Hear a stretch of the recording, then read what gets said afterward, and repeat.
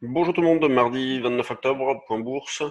Ce soir, si vous souhaitez découvrir ou en savoir plus sur notre service trade du jour, sachez qu'il y a un live organisé par Eric qui vous expliquera le fonctionnement de ce service, la philosophie, qui reviendra sur quelques-unes des opérations réalisées sur le mois écoulé. Donc, n'hésitez pas, l'inscription se fait par mail. Il suffit de nous écrire à info@percevalfinance.com. Sinon, vous pouvez également nous passer un petit coup de téléphone. Sur les marchés, hier, eh bien, de nouveaux plus hauts ont été réalisés un petit peu partout, avec en ligne de mire notamment la réunion de la Fed qui aura lieu demain. Donc, à savoir est-ce qu'on va avoir une nouvelle baisse des taux ou une petite pause. Le CAC est actuellement à 5720, donc on est allé chercher la zone des 5745 hier. On revient un petit peu en arrière. Dans la zone 5710-15, nous sommes sur une zone de rebond possible.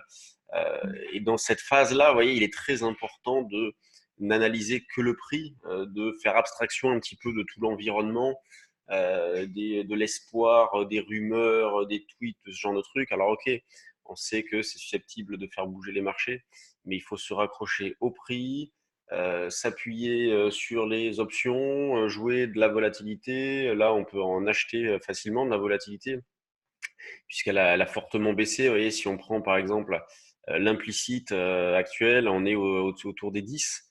Vous voyez, c'est vraiment pas beaucoup. Quand il n'y a pas si longtemps que ça, on était à 16-18. Et entre-temps, qu'est-ce qui a changé fondamentalement? Eh bien, absolument rien.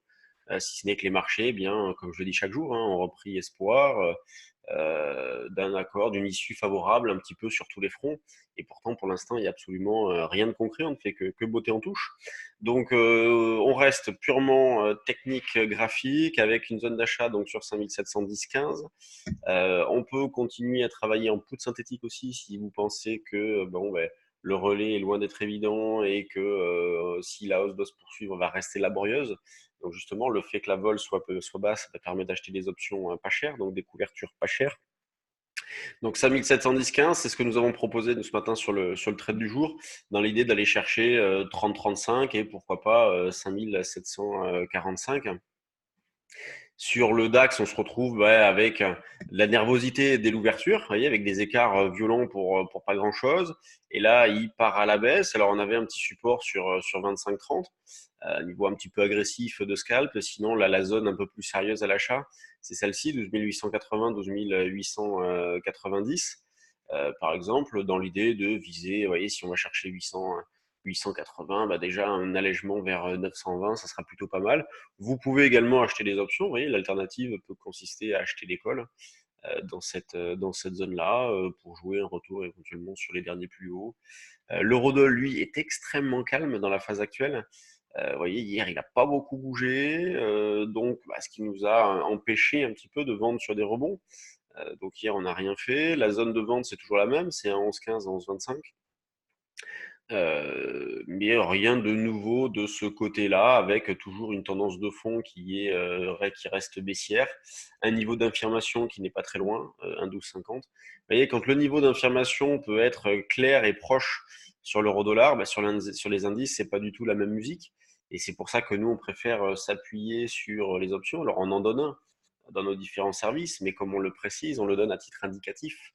Il est bien plus intéressant de s'appuyer sur les options dans cette phase-là, qui constituent donc des stops de position et qui vous laissent le temps d'avoir raison un petit peu plus tard. Donc, je pense qu'il faut plutôt travailler comme ça. Sur les actions, on a eu quelques chiffres ce matin, notamment ceux d'Imeris, Unibail. Alors Unibail, c'est bon. Orange, c'est bon aussi. Altran, Capgemini, c'est toujours un petit peu le bazar. La semaine dernière, je vous disais que Capgemini avait eu le feu vert de la Commission européenne pour l'OPA. Bon, là, elle pourrait être repoussée à mars ou avril, puisqu'un groupe d'investisseurs a saisi la Cour d'appel de Paris. Donc, ils trouvent le prix un petit peu bas, hein, les 14 euros proposés. Donc, ils ont saisi la Cour d'appel de Paris. Donc, on va voir ce qui se passe maintenant. Donc, toujours un petit peu particulier ce dossier-là. Donc sur les valeurs du CAC, c'est très régulier, vous voyez, donc plus forte hausse Renault, plus forte baisse Orange. Alors pour Orange, c'est plutôt pas mal, hein. Donc elle perd 1,8%. Les grosses pondérations, donc bon, c'est plutôt en ordre dispersé. Vous avez LVMH donc qui a confirmé la rumeur, hein, parce que hier c'était qu'une rumeur, donc qui a confirmé son attirance pour le joaillier Tiffany. Et donc la proposition qui a été faite, le prix, tout a été confirmé. Airbus, bon, bah, qui progresse. Sanofi qui fait pas grand-chose.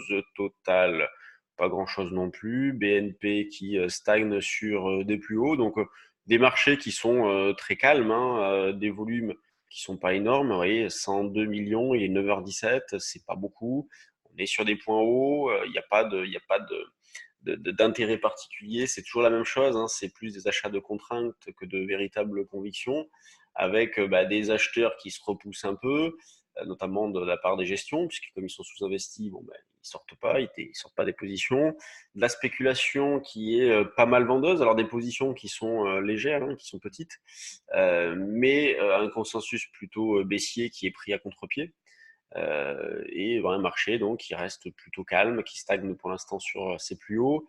Quand on regarde dans les screeners volume, alors, il y a un petit peu d'intérêt ce matin. On voit qu'il y a il y a pas mal de valeurs qui bougent plutôt bien.